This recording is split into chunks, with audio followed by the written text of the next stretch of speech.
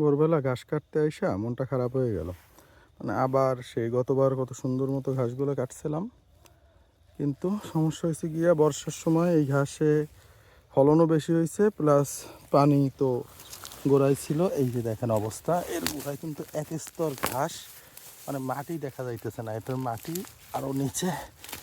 এই হয়েছে মাটি, এই মাটির উপরে একেবারে চাদরের মতো এক স্তর হয়েছে পুরানো ঘাস। এই যে মাটি অনেক নিচে, তো এই ঘাসগুলোকে কাটা যে কী কষ্ট।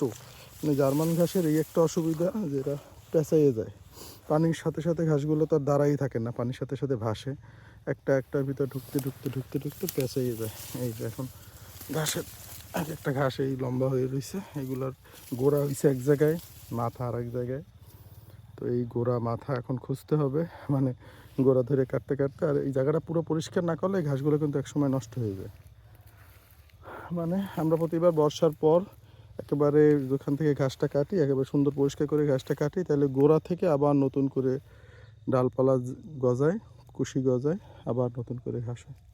তো যেহেতু বর্ষা শেষ, এইসব ঘাসের এখন আবার সেই কষ্ট করতে হবে যে ঘাস সুন্দর মতো পরিষ্কার করে আবার যাতে নতুন করে হয়, সার দিতে হবে, তাহলে আবার ঘাস আগের মতো হবে। তো ঘাসের স্বাস্থ্য খুব একটা ভালো না, কারণ বর্ষার পানিতে এরা বিপর্যস্ত হয়ে গেছে দীর্ঘদিন পানির নিচে। তো দেখি আবার কতদিন লাগে এই সম্পূর্ণ ঘাস পরিষ্কার করতে।